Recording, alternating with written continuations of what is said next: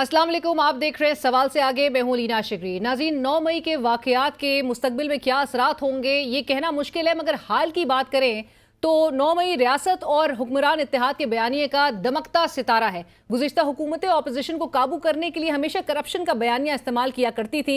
ये पहली मरतबा है कि जुमलेबाजी से निकल कर कोई सियासी क़यादत अपने सियासी हरीफ को बाकायदा दहशतगर्द और मुल्क दुश्मन करार दे रही है। वज़ीर आज़म शहबाज शरीफ साहब की ज़ेर क़यादत आज वफाकी काबीना के खुसूसी इजलास में 9 मई के वाक़यात की तहकीकात पर निगरां दौरे हुकूमत में कायम काबीना कमेटी की रिपोर्ट पेश की गई, जिसमें तहरीक इंसाफ के 9 मई में बराए रास्त मुलव्वस होने का इंकशाफ सामने आया है। इस रिपोर्ट की रोशनी में वफाकी काबीना ने इसी से मुताल्लिक कानून साजी करने का फैसला भी किया है। काबीना इजलास में वुज़रा ने सवाल उठाया कि अगर कैपिटल हिल में मुलव्वस अनासिर को सज़ा हो सकती है तो 9 मई के मुजरमान को क्यों नहीं। अच्छा सवाल उठाया गया, लेकिन सवाल तो मौजूदा हुकूमत से भी बनता है कि इस पूरे साल हमें बताया जाता रहा कि मुलव्वस अनासिर से मुताल्लिक ठोस शवाहिद, इंक्रिमिनेटिंग एविडेंस मौजूद हैं, मगर ये शवाहिद आज तक अदालत में पेश नहीं किए गए। कानून साजी कीजिए, लेकिन इस पर जवाब भी दीजिए कि प्रोसिक्यूशन क्यों कमजोर नजर आई, अभी तक सजाएं नहीं हो सकी। साथ साथ 9 मई वाकयात के हवाले से फरवरी ही के महीने में निगरां पंजाब हुकूमत की जानिब से एक रिपोर्ट भी पेश की गई थी, जिसके आदाद शुमार के मुताबिक साने 9 मई के तनाजुर में दहशतगर्दी के 50 मुकदमा दर्ज किए गए, जिसमें से 37 का चालान पेश कर दिया गया। तमाम में मतलूब अफराद की तादाद 36,692 है। 5,460 नामजद जबकि 31,332 नामालूम है।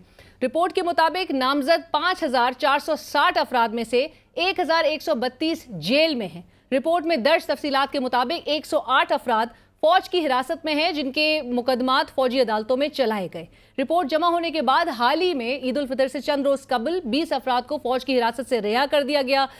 बाकी 88 के करीब अफराद ताहाल हिरासत में हैं। ये आदाद शुमार सिर्फ सूबे पंजाब की हद तक ही हैं। हम सब वाकिफ हैं कि 9 मई को मुल्क में एक शोरिश का समा था। खैबर पख्तूनख्वा, इस्लामाबाद, कराची से भी बड़े पैमाने पर गिरफ्तारियां हुई थीं। आज की काबीना मीटिंग के दौरान वज़ीर आज़म शहबाज शरीफ साहब ने खिताब किया। बादियों नज़र में ऐसा लगा कि वज़ीर आज़म साहब तो हर मसले की जड़ 9 मई वाक़यात को समझते हैं। वज़ीर आज़म का कहना था कि दोस्त ममालिक के साथ ताल्लुकात को ख़राबी की आखिरी हद तक पहुँचा दिया गया था। इसको PDM की हुकूमत पूरी यकसुई के साथ दोबारा बेहतर करने में दिन रात कोशिश कर रही थी, इसीलिए ये हमले किए गए ताकि ताल्लुकात दोबारा इस्तेवार ना हो सके। पाकिस्तान के बरादर ममालिक और दोस्त ममालिक के साथ जो ताल्लुकात को ख़राबी के हवाले से आखिरी हद तक पहुँचा दिया गया था, उसको PDM की हुकूमत पूरी यकसुई के साथ दोबारा बेहतर करने में जो दिन रात कोशिश कर रही थी, उसके लिए ये हमले किए गए कि ये ताल्लुकात दोबारा इस्तेवार न हों। 9 मई के वाक़यात पर वज़ीर दिफा ख्वाजा आसिफ साहब ने आज इस्लामाबाद में प्रेस कॉन्फ्रेंस की। उनका कहना था कि 9 मई को रेड लाइन क्रॉस हुई, इसे भुलाया नहीं जा सकता।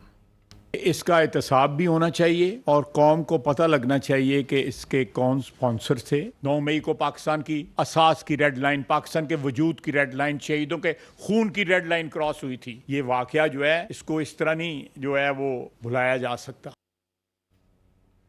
दूसरी तरफ वफाकी वज़ीर कानून आज़म नज़ीर तारड़ साहब ने आज के काबीना इजलास में अपने ख्यालात का इजहार करते हुए कहा कि तहरीक इंसाफ ने लोगों की जहन साजी की। 9 मई में PTI बराए रास्त मुलव्वस है। मिनिस्ट्री ऑफ इंटीरियर और रेलिवेंट सूबाई हुकूमतों से सारा डेटा और जो मीडिया में था वो सारा लेने के बाद और जो इन्वेस्टिगेशन रिपोर्ट थी, कमेटी ने ये डिटरमिन किया है कि having reviewed the information, documents and material provided to the committee, this committee is of the determined view that responsibility for events rest exclusively on the leadership of PTI। जिस जमात पर बगावत का इल्जाम लगाया जा रहा है वो कहती है कि 9 मई एक फॉल्स फ्लैग ऑपरेशन था। बानी PTI बारहा ये कह चुके हैं कि साने 9 मई एक प्लान के तहत किया गया। 24 घंटे के अंदर बगैर किसी तहकीकात के 10,000 से ज़ायद लोगों की गिरफ्तारी, इस्लामाबाद हाई कोर्ट और ज़ेर हमला तनसीबात की CCTV फुटेजेस की गुमशुदगी साफ जाहिर करती है कि इस फॉल्स फ्लैग ऑपरेशन में हुकूमत मुलव्वस थी। तहरीक इंसाफ की क़यादत के अलावा भी सियासतदान इस नुक्ते पर सवाल उठा चुके हैं कि इतने हसास मकामात पर कैसे कोई सिक्योरिटी नहीं थी। कमांडर के घर पे छावनी के अंदर हमला हो, जलूस लिबर्टी से चले, 2.5 घंटे जलूस लेता जाए, उसके रास्ते में कोई रुकावट है, किधर है आईजी पुलिस, किधर है डीआईजी पुलिस, फिर छावनी में जब जाए वो नाका लगा हुआ है, नाके पे एक चिड़िया को नहीं गुजरने देते, नाका किधर गया। बात करें साबिक सदर मुमलिकत जनाब डॉक्टर आरिफ अलवी की, जिन्होंने आज अडियाला जेल में बानी पीटीआई से मुलाकात की। मीडिया टॉक करते हुए उन्होंने कहा कि रास्ता क्लियर है, बातचीत करनी पड़ेगी। ये क्यों कहते हैं कि बातचीत नहीं होगी? बात करनी पड़ेगी, जो कौम 80% लोगों के नुमाइंदों से बात करनी पड़ेगी। ये क्यों कोई कहता है कि बात नहीं करेंगे? ये इमरान खान है जो इस इंसल्ट के बावजूद ये कहता है कि अगर कौम को बचाना है तो बातचीत ज़रूरी है। तो अभी भी बातचीत का रास्ता ही है, कोई जंग का रास्ता नहीं है। साबिक सदर के हमरा कौमी असेंबली में कायदे हज़्ब इख्तिलाफ उमर अयूब खान साहब ने भी बानी पीटीआई से मुलाकात की, जिसके बाद मीडिया से गुफ्तगू करते हुए उनका कहना था कि 9 मई लंदन प्लान का हिस्सा है, सोची समझी साजिश थी। लंदन प्लान में फर्द वाहिद का एग्रीमेंट हुआ है, इंस्टीट्यूशन का नहीं। 9 मई का प्लान जो था वो लंदन प्लान का हिस्सा था। 9 मई 2023 एक सोची समझी साजिश थी। लंदन प्लान के जो एग्रीमेंट हुआ है वो भी फर्द वाहिद का है और उस पे इंस्टीट्यूशन या मुसल्ला अफवाज का रोल नहीं है। तहरीक इंसाफ की बाकी क़यादत भी काफ़ी सख्त मौक़िफ़ इख्तियार किए हुए है। गुज़िश्ता रोज़ पीटीआई के सीनियर रहनुमा जनाब अली मोहम्मद खान साहब का कहना था कि अगर हमने गलती की है तो सज़ा देने के हवाले से आपके पास कोई आईनी इख्तियार नहीं है। माफ़ी की जहाँ तक बात माफ़ी की नहीं है। अगर तो हमारे किसी बंदे ने हमारे किसी शख्स ने गलती की है पर उसको सजा मिलनी चाहिए। माफ़ी आप नहीं दे सकते।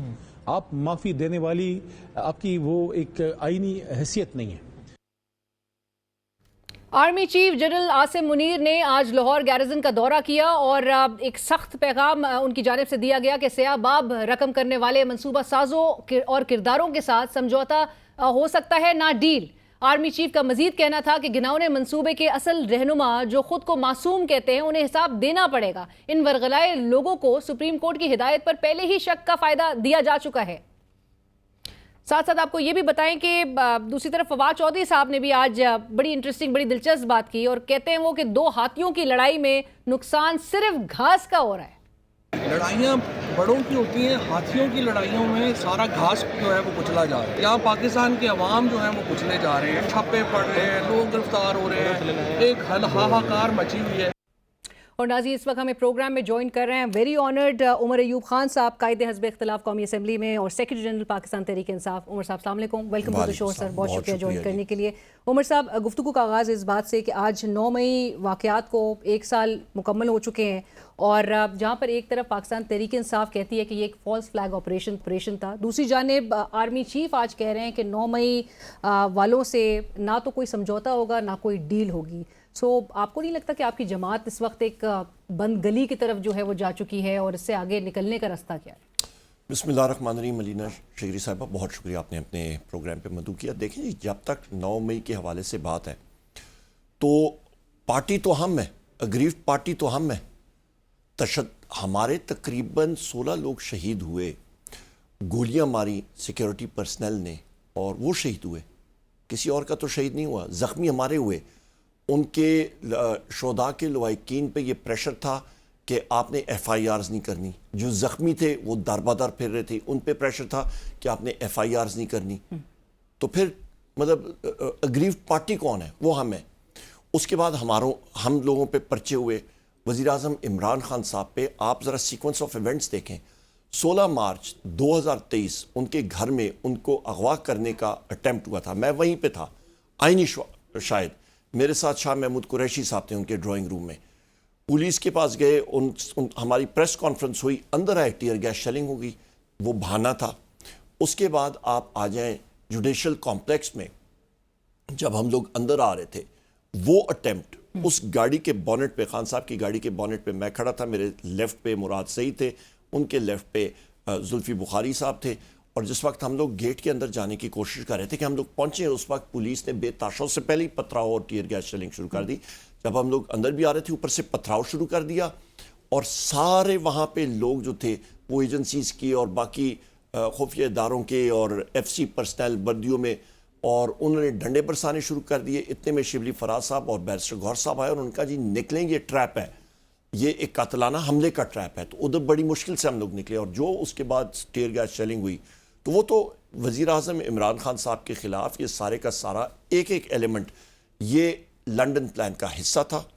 اس پہ وزیر اعظم عمران خان صاحب کو جیل میں رکھنا اور یہاں پہ یہ پی ایم ایل این کی گورنمنٹ لانا، یہ سارے کا سارا گورنمنٹ یہ لنڈن پلان کا حصہ تھا. اور جبکہ یہ آپ پہ الزام لگاتے ہیں کہ یہ ایک پورے باقاعدہ طور پہ ذہن سازی کی گئی 9 مئی سے پہلے جو ہے وہ پورا ایک منصوبہ کے تحت جو ہے یہ پورا ایگزیکیوٹ کیا گیا. بالکل نہیں. آج وزیر اعظم صاحب نے بھی جو بات کی، میں گیا ہوا تھا اڈیالہ جیل، انہوں نے بلایا تھا انسٹرکشنز دینے کے لیے، وہاں پہ بھی انہوں نے واضح کیا تھا اور میں نے پریس کانفرنس بھی کہا، اور میرے ساتھ پریزیڈنٹ الوی صاحب تھے، باقی بھی ہمارے ساتھ ہی تھے، کہ آپ 11 مارچ 1971 میں جب جنرل یحییٰ صاحب گئے شیخ مجیب الرحمان کے ساتھ نیگوشیشنز کرنے کے لیے، وہ اس پنڈی پہنچتے گئے اور وہاں سے آپریشن شروع ہو گیا، اور اس کے بعد آپ دیکھیں ملک کے کیا حالات ہوئے، اور یہ پری پلانڈ آپریشن تھا.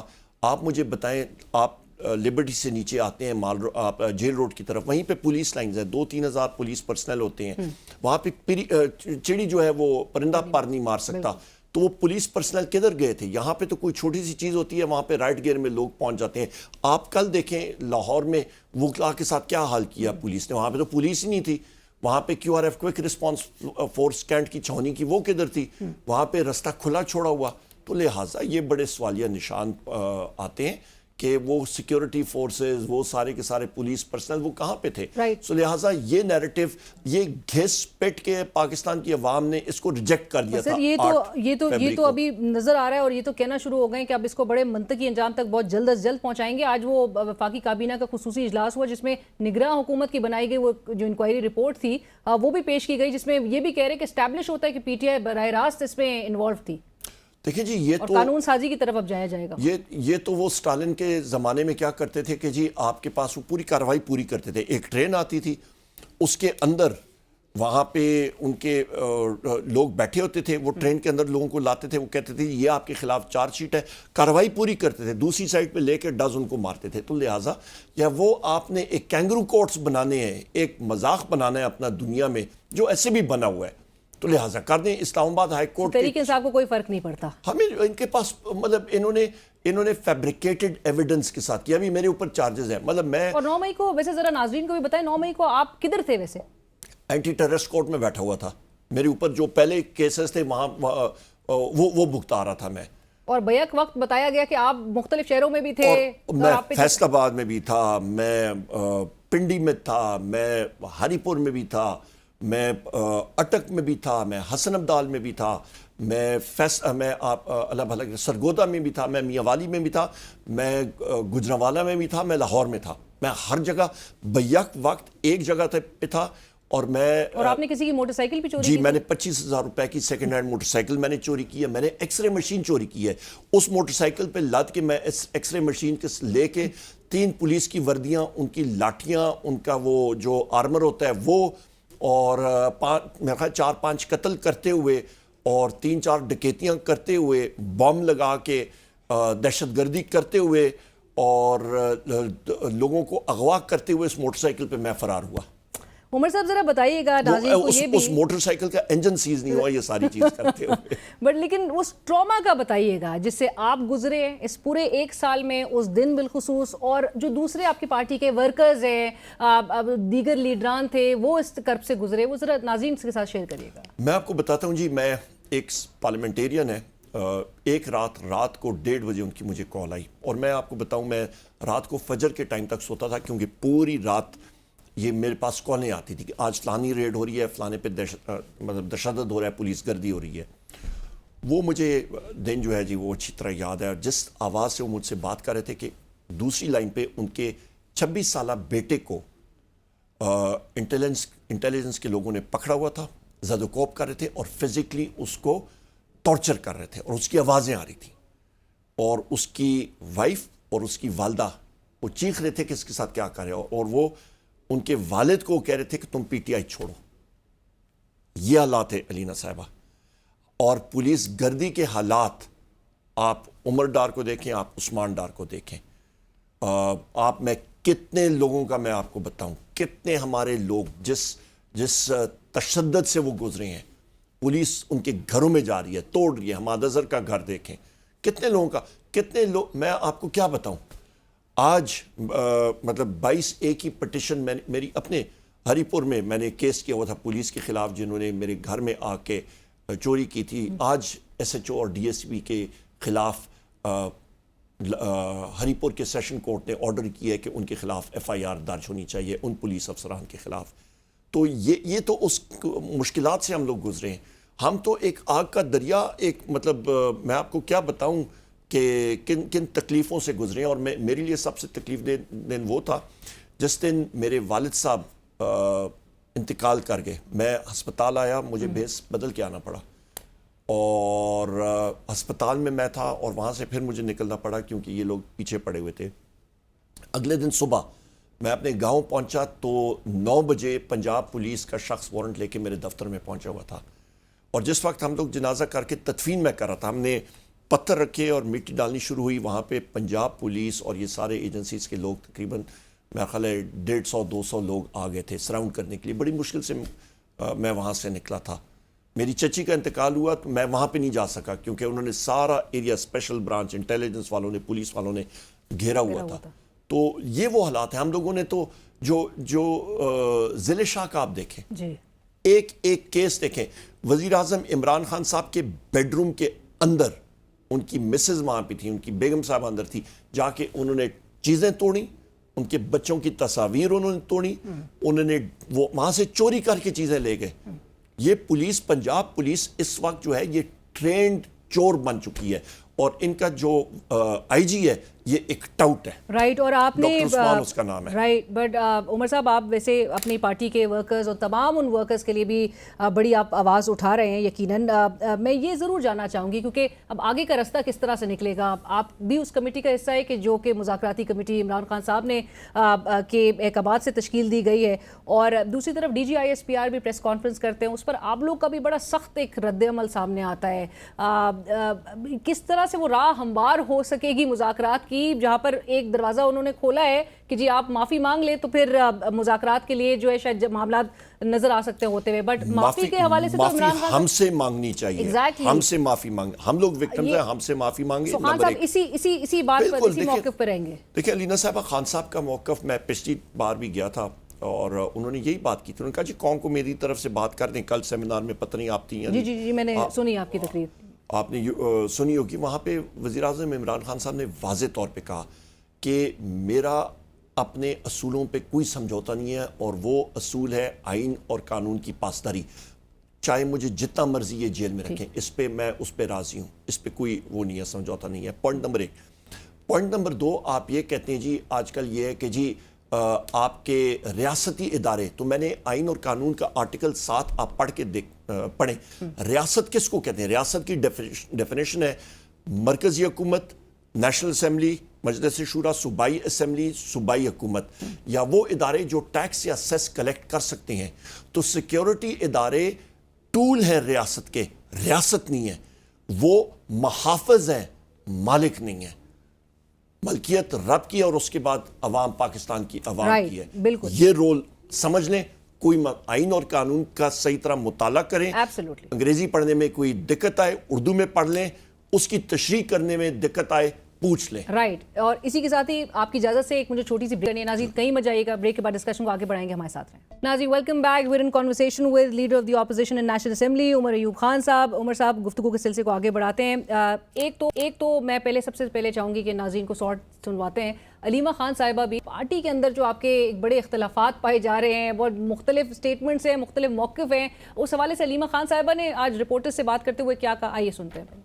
یہ جو چھوٹے چھوٹے لوگ ہیں جو اپنے مفاد کے لیے ساروں کو اپنے عہدوں کی اور کیا عہدوں سے اور پیسوں کی فکر ہے, اور آپ کو صرف ایک فکر ہونی چاہیے عمران خان کی. عمر صاحب, how would you respond to this, کیونکہ یہ ایک تاثر پایا جا رہا ہے کہ پارٹی میں بڑا ایک اختلافات پائے جا رہے ہیں, ڈویژن ہے, بہت گروپنگز ہیں, سب کے اپنے اپنے گروپس جو ہیں, پھر KP ورسز پنجاب چیپٹر کا بھی ایک پورا معاملہ ہے. از دس ٹرو؟ لیکن اس سیاسی پارٹی میں وزیر اعظم عمران خان صاحب سے بھی پہلے بھی بات ہو رہی تھی. پالیسی امپلیمنٹ کرنا جو ہوتا ہے, جو فاؤنڈر چیئرمین یا چیئرمین کی جو انسٹرکشنز آتی ہیں ہمیں, وہ سیکریٹری جنرل کے ذریعے وہ ہو جاتی ہیں ڈائریکٹ, اور وہ پوزیشن خان صاحب نے مجھے دی ہوئی ہے. नंबर 1, और हमारा एक इलेक्शन प्रोसेस हुआ था, उस पर वो पोजीशन नॉमिनेट करके हुआ था, इलेक्शन हुआ था बल्कि। सबसे पहली बात यह, हर पॉलिटिकल पार्टी जो है वहाँ पे आपके डिफरेंस ऑफ ओपिनियन होता है, क्योंकि ये कोई फौज की यूनिट नहीं है कि आपने एक कमांड दिया तो सारे जो हैं वो एक रुख पे चले जाएं। लिहाजा यहाँ पे difference of opinion political parties में ज़रूर होता है। तभी खान साहब के उस पे खान साहब ने कोर कमेटी भी अपने हाथों से बनाई है, जिस पे मेंबरशिप वज़ीर आज़म इमरान खान साहब खुद देते हैं। पॉलिटिकल कमेटी उन्होंने खुद बनाई, जिस पे उन्होंने लोगों को खुद नॉमिनेट किया। मैं एक मीटिंग में गया, उन्होंने खुद कहा कि फ़लाना फ़लाना फ़लाना आदमी इस पे रखें। जब पार्टी की वायलेशन होती है तो वो खुद कहते हैं कि जी अभी एक्शन लें। पिछले दिनों क्योंकि हम लोग एक बड़े कटन माहौल से गुजरे थे, तो हमने पार्टी डिसिप्लिन को उस तरह इन्फोर्स नहीं किया, क्योंकि हालात और वाक़यात इस तरह के हैं मुल्क में। तो लिहाजा पर डिसिप्लिन इम्पोज करना कोई इशू नहीं है, इम्पोज करना शुरू कर दिया। और शेर अफजल मरवत साहब को आज 9 मई के दिन, क्योंकि वो एक बड़े एक्टिव लीडर आपके पार्टी के, बहरहाल बड़े मुतहर्रिक भी नजर आए, लोगों को मोबिलाइज करने के हवाले से भी बड़ा उनका एक रोल नजर आता है, लेकिन आज के दिन उनको साइड लाइन कर देना या उनको कोर कमेटी और पॉलिटिकल कमेटी से बाहर कर देना या उनको शो कॉज नोटिस जो है वो सर्व कर देना, वजह क्या थी? देखिए, मैं जा रहा था हरीपुर मिराज, वहाँ पे हमारी रैलीज एक्सेट्रा थी, पूरे पाकिस्तान में हमारी हो रही थी। मुझे मैसेज आया वज़ीर आज़म इमरान खान साहब का, वो लिस्ट होती है उस पर कि जी आपने ज़रूरी मिलना है। मैंने कहा ठीक है, हुक्म है। मैं वहाँ पे गया तो जैसे साथ बैठते साथ ही मेरे साथ प्रेसिडेंट अलवी साहब थे, 3-4 और साथी थे। पहली चीज़ खान साहब ने यही की कि ये आपने एक्शन लेने हैं। उन्होंने पार्टी के, और मैंने प्रेस कॉन्फ्रेंस में भी ये बात की, खान साहब ने कहा ये उनकी खिदमात पार्टी के लिए बिल्कुल है, और जो आपकी ऑर्गेनाइजेशन हमारी तंजीमें हैं, केपी में अली अमीन खान साहब उनके लिए ऑर्गेनाइज़ करते थे जलसे एक्सेट्रा, उस वक्त हम में से कोई बाहर जा नहीं सकता था, क्योंकि हम लोग बेल्स के लिए भी नहीं जा सकते थे, हमें पकड़ा जाता था। तो वो एज ए लॉयर वो मूव कर रहे थे। सिंध में हमने अरेंज किए जलसे उनके लिए, उन्होंने मूव अराउंड किया, बिल्कुल उनकी खिदमत है। पर आपको पार्टी का डिसिप्लिन भी मेंटेन करना होता है, और उन्होंने स्टेटमेंट्स पार्टी के अंदर लोगों के ख़िलाफ़ दी, फिर उन्होंने मुख्तलिफ स्टेटमेंट्स दी जो कि खान साहब ने बारहा बार उनकी सरजनिश की, उनको कहा कि ना करें, पर मेरा ख्याल है उन्होंने बात नहीं सुनी कोई चीज़, मतलब खान साहब को मज़ीद उन्होंने लाइन क्रॉस की, और उन्होंने सऊदी अरेबिया रिलेशंस पे बात की, मुख्तलिफ चीज़ों पे। देखिए, 2 कॉन्फ्रेंसेस पाकिस्तान में हुई, एक दिसंबर 2022 में, मार्च 2023 में, जिस पे सऊदी गवर्नमेंट और जो उनके वली अहद हैं मोहम्मद बिन सलमान साहब, उनका पूरा बैकिंग थी। तो ये चीज़ें उनको ये स्टेटमेंट्स भी खान साहब को नहीं पसंद आया, उनका ये रवैया। करेक्ट, उनको नहीं पसंद आया, और उन्होंने स्पेसिफिकली कहा कि क्योंकि शेर अफजल साहब एक तासुर देते थे कि खान साहब ने तो उन्हीं के नाम वो नॉमिनेट किया था पब्लिक अकाउंट्स कमेटी के चेयरमैन के लिए भी, और वो एक तासुर उनसे यही मिलता था कि वो बड़े फेवरेट जो है नजर उन्होंने बिल्कुल किया था, और मैंने बैसियत सेक्रेटरी जनरल मैंने भी ट्वीट किया था, क्योंकि था। पर देखें, बट वो इल्ज़ाम भी पार्टी के दीगर रहनुमा, और स्पेशली उन्होंने कहा खान साहब के साथ तो कॉज जो है वो आगे लेकर बढ़ेगी, लेकिन वो स्पेसिफिकली आपका नाम भी लिया, दीगर अफराद का नाम लिया कि आप लोग के अंडर काम करने के लिए वो तैयार नहीं है। उनकी मर्जी है जी। हमारा देखिए, मैं फिर रिट्रेट करता हूँ कि आपका सेक्रेटरी जनरल का रोल होता है कि वो चेयरमैन की, फाउंडर चेयरमैन की पॉलिसीज एक्सिक्यूट करे, उसको अमली जामा पहनाए। जो उनके ऑर्डर्स आते हैं, खान साहब ने ऑर्डर दिया, हमने उसको एक्सिक्यूट किया, एज सिंपल एज दैट। उस पर मनपसंद की बात नहीं होती। राइट। मैं उमर साहब आपसे डॉक्टर आरिफ अलवी साबिक सदर मुमलिकत, उनके हवाले से भी पूछना चाहूँगी, क्योंकि आज उन्होंने भी मुलाकात की है इमरान खान साहब से। वो मुलाकात किस हद तक खुशगवार नज़र आती है, और क्या उनको जिम्मेदारी सौंपी गई है? आगे आने वाले दिनों में हम PTI में उनका क्या रोल देख सकेंगे? प्रेसिडेंट आरिफ अलवी साहब एक बहुत सुलझे हुए, मंजे हुए सीनियर पार्लियामेंटेरियन रह चुके हैं, पार्टी के बहुत पुराने रुकन हैं। इमरान खान साहब के कॉन्फिडेंट है। कलामी की माफी, लेकिन क्या ये सच है कि उनको चेयरमैन का ओहदा देने जा रहे हैं PTI के? चेयरमैन का नहीं, उनको जिम्मेदारियां दी हैं, टास्क दिया है जो वो एग्जीक्यूट करेंगे। आज इमरान खान साहब ने उनको जिम्मेदारियां सौंपी हैं? उनकी जिम्मेदारी है, बिल्कुल है।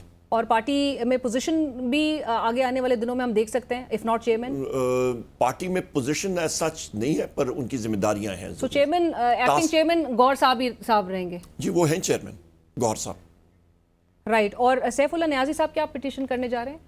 مجھے نہیں معلوم اس کا اس حوالے سے. رائٹ. میں اور ان کی ملاقات ہوئی ہے خان صاحب سے؟ جی ہوئی تھی ان کی ملاقات اس سے متعلق آپ. رائٹ. ساتھ ساتھ مجھے یہ بھی بتائیے گا عمر صاحب، جو امریکی سفیر سے ملاقات ہوئی ہے اور جو نون لیگ اور دیگر حکومتی سرکلز ہیں وہ لوگ تو اس بات پہ وہ بڑا کلوزلی اس کو آبزرو بھی کر رہے ہیں کہ یہ جس ماحول میں ہوئی ہے آپ کے ساتھ جو انہوں نے ملاقات کی، اور اسپیشلی مطلب اس کو کس طرح سے دیکھا جائے کہ یہ ایک فارمل میٹنگ تھی جس میں بہرحال ڈونلڈ بلوم صاحب کے پولیٹیکل سیکرٹری بھی موجود تھے، منٹس آف دا میٹنگ بھی نوٹ کیے جا رہے تھے، اور یہ ایک روٹ بڑا ڈفرینٹ تھا اس بار، کیونکہ نارملی کاؤنسلیٹ یا ایمبیسیز میں جو ہیں یہ ملاقاتیں ہوتی ہیں. اس بار انہوں نے آپ کے چیمبر میں آ کے آپ سے ملاقات کی ہے. علینا صاحبہ، جس وقت میں منسٹر بھی تھا اور اس سے پہلے بھی میں اس چیز کا بہت میں کانشیس ہوتا ہوں کہ فورن ڈگنیٹریز یا کسی کے ساتھ ملاقات ہوتی ہے تو آپ اپنے آفس میں کریں اور فارمل طریقے سے کریں، کیونکہ ہم لوگ ایک ساورن اسٹیٹ ہیں. نمبر 1، ہم کسی کے غلام نہیں ہیں. نمبر 2، نمبر 3، یہاں پہ ای میل آئی تھی اور دفتر خارجہ کو بھی انہوں نے ایڈریس کیا تھا، جس میں انہوں نے کہا تھا کہ ہم لوگ 3 لوگوں سے ملنا چاہتے ہیں: وزیر اعظم پاکستان، اسپیکر نیشنل اسمبلی اور leader of the opposition. Were you surprised جب آپ کو اطلاع آئی کہ یہ میٹنگ ہونے جا رہی ہے؟ نہیں، مطلب یہ تو روٹین کا ڈپلومیٹک فنکشنز کا، ڈپلومیٹک آؤٹ پوسٹ کا فنکشن یہی ہوتا ہے. وہ مختلف مکتب فکر کے لوگوں سے ملاقاتیں کرتے ہیں، اور وہاں پہ ان سے جب ایمبیسڈر بلوم سے بات ہوئی، ان کو میں نے ایک بات، اور میرے ساتھ بیرسٹر گوہر صاحب تھے چیئرمین پی ٹی آئی، اور رؤف حسن صاحب جو ہمارے سیکرٹری انفارمیشن ہے، اور فارمر اسپیکر اسد کیسر صاحب. باقاعدہ ہم نے اپنی منٹس کیے، ان کے بھی منٹس بن رہے تھے، اور اس پہ جو چیز ہم نے ریٹریٹ کی کہ پاکستان میں فورن انٹرفیئرنس کسی قسم کی نہیں ہونی چاہیے. یہاں پہ رول آف لا امریکہ بھی رسپیکٹ کرے، نمبر 1. نمبر 2، اور ڈونلڈ لو کا ذکر تو نہیں ہوا؟ نہیں، اس کا ذکر نہیں ہوا. اور دوسری اہم بات یہ ہے کہ آپ کا رول آف لا ملک کے اندر بھی ہم لوگ یہی پریس کر رہے ہیں کہ ہماری موومنٹ جو ہے ہماری الائنس کی، وہ یہی ہے کہ ملک کے اندر آئین اور قانون کی پاسداری ہونی چاہیے، کیونکہ حقیقت یہ ہے کہ امریکہ ہمارا سب سے بڑا ٹریڈنگ پارٹنر ہے. بزنس ریلیشن شپ آپ سائٹ پر ٹریڈنگ پارٹنر ہے، بزنس ریلیشنز کی حد تک ہے، لیکن کیا امریکہ کی طرف دیکھا جا رہا ہے کہ وہ ایک میڈیٹر کا رول عمران خان صاحب کو کی رہائی سے متعلق؟ ناٹ ایٹ آل، بالکل نہیں، کوئی بھی نہیں. لیکن آنے والے دنوں میں کیا کوئی انکلینیشن یا انڈیکیشن ان کی طرف سے نظر آئی ہو آپ کو کہ شاید وہ جیل میں ملاقات کریں عمران خان سے؟ ہم لوگ کسی سے کوئی اس پہ نہیں، ہمارا پاکستان کی عوام کے ساتھ. لیکن خان صاحب کے ریلیٹڈ کنسرنز کا اظہار کیا ہے آپ کی جانب؟ ہم نے صرف اور صرف جو بات کلیئر کٹ کی ہے کہ جی پاکستان میں آئین اور قانون ہونا چاہیے. ان کی ہیومن رائٹس رپورٹ بھی چھپی ہے، اور ہم نے یہی بات کہی ہے کہ پاکستان کے اندر ہو یا دنیا میں کہیں پہ بھی ہو، رول آف لا اور کانسٹیٹیوشن کے مطابق ملک چلے. اور یہاں پہ جو ججز ہیں ان کے اوپر بھی جو انٹرفیئرنس جوڈیشری میں ہوتی ہے، اس کا نیگیٹو ایفیکٹ یہ ہوتا ہے کہ ملٹی نیشنل کارپوریشنز جو ہیں وہ اس ملک میں سرمایہ کاری نہیں کرتی ہیں، کیونکہ نیچے ایک آربیٹریشن کلوز ہوتی ہے، اور اس پہ جب لکھا جاتا ہے کہ جی آپ کا وینیو آف آپ کا کسی بھی مطلب تنازع میں آپ کون سی عدالت میں جائیں گے، تو وہ پاکستانی عدالت میں انویسٹمنٹ اپنا جانے سے کتراتے ہیں، اور پھر وہاں پہ بیرون ملک جب آپ جاتے ہیں تو وہاں پہ کیس ہارنے کے چانسز اتنی زیادہ ہوتے ہیں. بٹ عمر صاحب مجھے لاسٹ میں صرف آپ کا بریفلی یہ کامنٹ چاہیے کہ مجھے یہ بتا دیجئے کہ ہیومن رائٹس وائلیشن اور الیکشن ریگنگ سے متعلق بھی ان کو کنسرنز کا اظہار وی ور ٹولڈ کہ کیا گیا ہے. الیکشن ریگنگ پہ کیا موقف ہے امریکہ کا؟ دیکھیں، ان کا اپنا موقف جو ہے وہ ہوگا جو آپ کے ایک پوائنٹ آف ویو ڈسکس ہوتا ہے، اور ہم نے یہ کہا کہ میجورٹی پارٹی جو ہے اس وقت پاکستان تحریک انصاف ہے.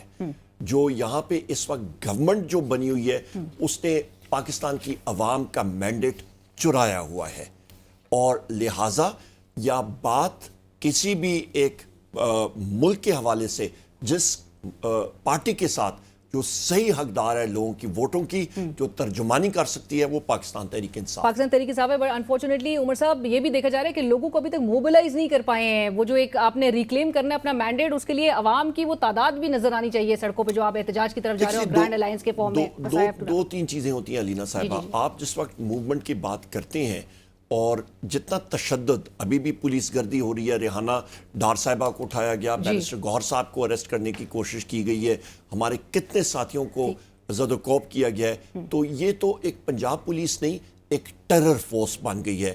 ہم نے خود دیکھا ہے میڈیا کے ساتھ. آپ مجھے بتا دیں میڈیا کے لوگوں کے ساتھ کیا تشدد ہوتا رہا ہے. سو لہٰذا یہ چیزیں جو ہیں یہ اپنی جگہ وہاں پہ موجود ہیں. اور یہ میں کہتا چلوں کہ موجودہ حکومت عوام کے غم و غصہ جو ہے وہ ایک ٹکنگ ٹائم بم ہے. ایک جو عوام کا غم و غصہ ہر سیکنڈ کے ساتھ زیادہ ہوتا جا رہا ہے. آپ کا جو یہ جو Kakar prime minister care taker prime minister Kakar نے جو حنیف عباسی کو بات کہی کہ فارم 47 کے تانا دیا, تو اس کا وہ خود پرائم منسٹر تھا. اس کا مطلب ہے کہ جس طرح یہ عوام کا جو غم و غصہ ہے وہ ایک ٹکنگ بم ہے. وہ former prime minister care taker prime minister نے وہ بانڈا پھوڑا. اس نے کہا میں اس کے بارے میں بات کروں گا. اس کا مطلب ہے کہ وہاں پہ دال میں کالا کالا نہیں ہے, وہ ساری کی ساری دال ہی کالی ہے. Thank you so much. Right, بہت شکریہ عمر ایوب صاحب much for your time sir. اور آپ نے جس طرح سے کہا کہ یہ ٹائم بم ہے, ایک ٹکنگ بم ہے, جو کہ پرہیپس ابھی تک جو انکمبنٹس ہیں وہ ریئلائز اس بات کو نہیں کر پا رہے. بٹ لیٹس سی کس طرح سے اب آگے معاملات بڑھتے ہوئے دکھائی دیں گے. But thank you so much for joining us. Omar Ayub Khan صاحب, قائد حزب اختلاف, سیکرٹری جنرل پاکستان تحریک انصاف, اس وقت ہمارے ساتھ پروگرام میں شریک تھے. اسی کے ساتھ ہی بڑھیں گے ایک بریک کی طرف. بریک کے بعد حاضر ہوتے ہیں. ناظرین, ایک طرف جہاں پر 9 مئی کے واقعات کو لے کے army chief general Asim Munir کہتے ہیں کہ 9 مئی والوں کے ساتھ کوئی سمجھوتا نہیں ہوگا. دوسری طرف وزیر اعظم شہباز شریف صاحب ہیں جنہوں نے کہا کہ ہمارے جو دوست ممالک کے ساتھ تعلقات تھے ان کو خراب کرنے, ڈسٹرپٹ کرنے کے لیے ہر طرح کی کوششیں کی گئی اور آخری نہج تک اس کو پہنچا دیا گیا. لیکن پی ڈی ایم کی حکومت نے پھر اپنی کوششوں سے دن رات ایک کر کے واپس سے ان تعلقات کو بہتر بنانے کی طرف اس ٹریک پہ لانے کے لیے تمام کوششیں کی. ساتھ ساتھ آج جو وفاقی کابینہ کا خصوصی اجلاس ہوا جس میں نگراں دور حکومت کی رپورٹ, جو تحقیقاتی رپورٹ تھی 9 مئی کے واقعات کو لے کے, وہ پیش کی گئی. اور ان میں جو شواہد اور جو انکشافات ہوئے جس میں پاکستان تحریک انصاف کا براہ راست کہا جاتا ہے کہ جی تعلق تھا 9 مئی کے واقعات میں, اس سے متعلق اب قانون سازی اور اس پر عمل کیا جائے گا. سو اس حوالے سے بھی گفتگو کریں گے. پھر 11 مئی کو نون لیگ کا پارٹی اجلاس ہونے جا رہا ہے, سو اس سے کیا توقعات رکھی جائے. میاں صاحب واپس سے پریزیڈنٹ کا چارج جو ہے پارٹی کے صدر کے طور پہ واپس سے چارج سنبھالتے ہوئے نظر آئیں گے, تو نون لیگ سے کو ہم کس طرح سے دیکھیں گے؟ کیا ایک واپس سے ایک وہ جو بیانیہ تھا وہ ریوائیو ہوتا ہوا دکھائی دے گا؟ اور جو ریفارمز کی ایٹ دی اینڈ بات آتی ہے, اس سیاسی تناؤ کے ماحول میں ریفارمز کو کیسے امپلیمنٹ موجودہ حکومت کر پائے گی؟ ہمیں جوائن کر رہے ہیں ویری آنرڈ خرم دستگیر صاحب, سینئر رہنما پاکستان مسلم لیگ نواز, سابق وفاقی وزیر, اس وقت ہمیں جوائن کر چکے ہیں. خرم صاحب السلام علیکم, بہت شکریہ سر فار جوائننگ اس. وعلیکم السلام, بہت شکریہ آپ نے مجھے مدعو کیا. Thank you sir, thank you for your time. Khurram صاحب, ٹو بگن ود, آج 9 مئی واقعات کو 1 سال ہو گئے ہیں اور نگراں دور حکومت میں جو 9 مئی واقعات کی تحقیقات پر قائم کابینہ کمیٹی کی جو رپورٹ تھی وہ آج وفاقی کابینہ کے خصوصی اجلاس میں پیش کی گئی, جس میں لائک آئی سیڈ کہ براہ راست پی ٹی آئی کے انوالو ہونے کے انکشافات بھی سامنے آئے ہیں. بٹ بنیادی سوال یہی ہے خرم صاحب کہ آپ کی جو موجودہ حکومت ہے وہ کیسے ریلائی یا اون کر سکتی ہے ایک ایسی رپورٹ کو کہ جو کہ نگراں حکومت نے اس کو آتھر کیا ہو, بنائی گئی ہو, جبکہ وہ آپ کو پتہ ہے کہ ان کا مینڈیٹ بھی نہیں تھا. اور دوسری یہ بھی بات کہ ان کی تو آلریڈی انہوں نے خود بھی ریلیز نہیں کی تھی یہ رپورٹ, کیونکہ اس پہ بڑی ڈفرینسز کانٹینٹ اور جو فائنڈنگز تھی اس کو لے کر آ رہے تھے. سو آپ کی حکومت اس کو ریلائی اس پہ کیسے کر سکتی ہے؟ جی, اسی لیے اس رپورٹ کے بارے میں چونکہ کچھ کنٹروورسی رہی ہے, تو بہتر یہی ہے کہ بجائے رپورٹ کو ایمفسائز کرنے کے وفاقی حکومت اور صوبائی حکومتیں جو ہیں, جو اس وقت ملزمان ان کی حراست میں ہیں, جن کے اوپر تو ثبوت اور شواہد ہیں, ان کو تیز ترین پروسیکیوٹ کر کے ان کو سزائیں دلوائیں, اور جو لوگ اس میں شامل نہیں ہیں ان کو رہا کریں. یہ جو سزا اور جزا کا عمل ہوگا یہی انفیکٹ ٹیسٹ ہے, کیونکہ رپورٹ کا بھی تو جا کے جو اصل امتحان ہے وہ عدالت میں ہی ہونا ہے. لہٰذا عدالت پر فوکس کر کے ان لوگوں کو سزا دلائی جائے, جو نہیں ذمہ دار ان کو رہا کیا جائے, اور یہ ایک سگنل بھیجا جائے کہ نہ صرف یہ جو ریاست پر حملہ تھا 9 مئی کا, اس کو ہم نے قانون کے ذریعے اس کا انصاف کیا ہے, اور جو لوگ نہیں تھے ان کو رہا کیا ہے, اور جو تھے ان کو سزا دی ہے. اور یہاں لیکن سزا اور جزا یا کورٹ کے اندر جو معاملات ہیں, میری آپ سے یہ بھی گزارش ہے اس پر ضرور بات ہونی چاہیے کہ 9 مئی کرنے کا مقصد کیا تھا. اب جبکہ ہمارے سامنے واضح ہے کہ کون لوگ تھے, یا تو یہ اس پر سوال ہونا چاہیے کہ ان لوگوں کا شہیدوں کے جو مجسمے تھے ان کو توڑنے کا, ان کو جوتیاں مارنے کا کیا مقصد تھا, یا وہ جو ایک انہوں نے جہاز کے ماڈل کو آگ لگائی, ایم عالم کے جہاز کو آگ لگانے کا کیا مقصد تھا, یا جو تنصیبات تھی ان پر حملہ کرنے کا کیا مقصد تھا. مقصد یہی تھا کہ یہ ایک سرکشی تھی, یہ ایک بغاوت کی سازش تھی, جو اقتدار حاصل کرنے کے لیے یہ سارا کام کیا گیا ایک جماعت کی طرف سے.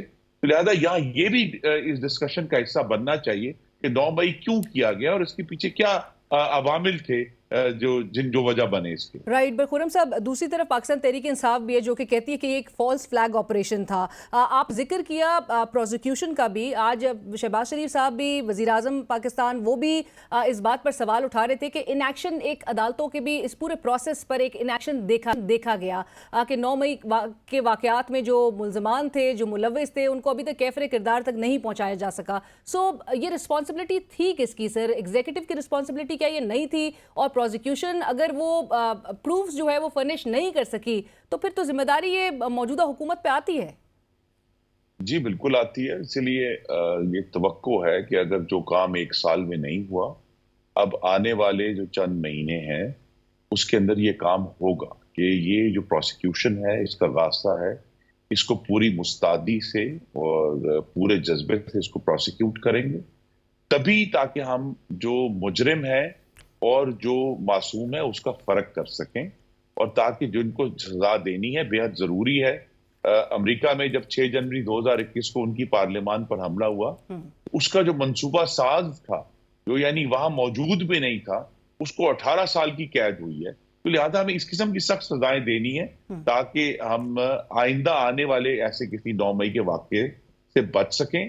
لیکن دوسرا جو ایک بہام ہے جو عدالتی نظام میں بھی رہا ہے وہ یہ ہے اور جو آج ہمیں اس کی کلیئرٹی آنی چاہیے کہ 9 مئی کا جو ریاست پر حملہ تھا شہداء کی جو بے حرمتی تھی وہ کسی سیاسی احتجاج نہیں تھا.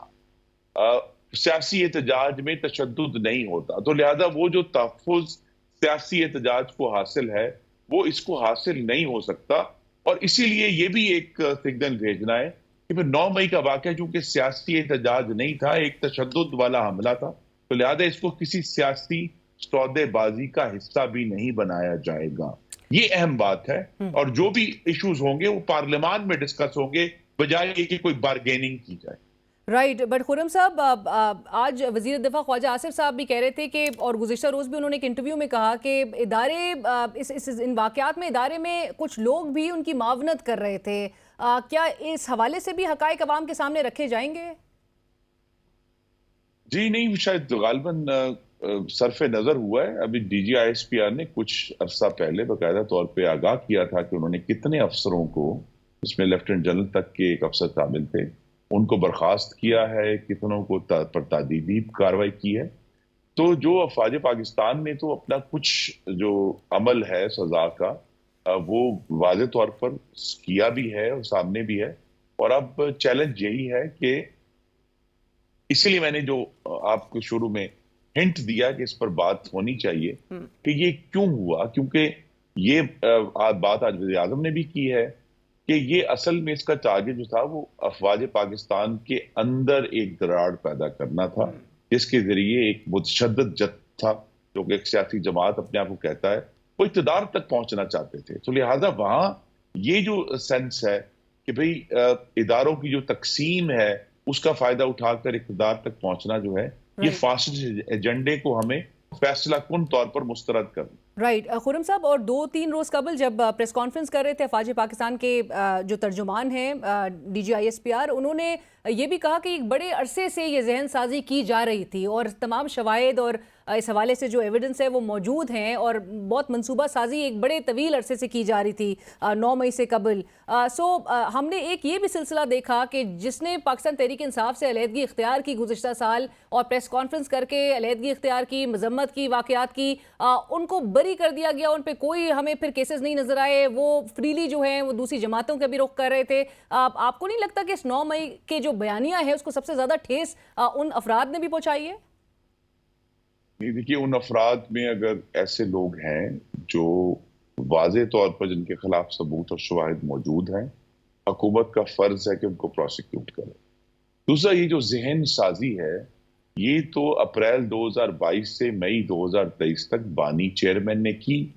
ان کے علاوہ آج تک کسی سیاسی جماعت کے سربراہ نے افواج پاکستان کو جانور نہیں کہا, غدار نہیں کہا, میر جعفر اور میر صادق نہیں کہا, امریکہ کے ساتھ سازش میں ملوث نہیں کہا. یہ جو جس ذہن سازی کی طرف انہوں نے اشارہ کیا وہ اصل میں تو بانی چیئرمین کی تقاریر ہے اور ریکارڈ کا حصہ ہے. اس میں کوئی تحقیق کی یعنی کوئی تحقیقات نہیں کرنی, کوئی انکوائری کمیشن نہیں بیٹھنا. یہ ان کا حصہ ہے کہ انہوں نے پورا 1 سال جو ہے اپنی جماعت کو اس پرتشدد حملے کے لیے اور باقاعدہ دھمکیاں دی کہ اگر مجھے گرفتار کیا گیا تو ملک جل جائے گا, ملک میں آگ لگ جائے گی.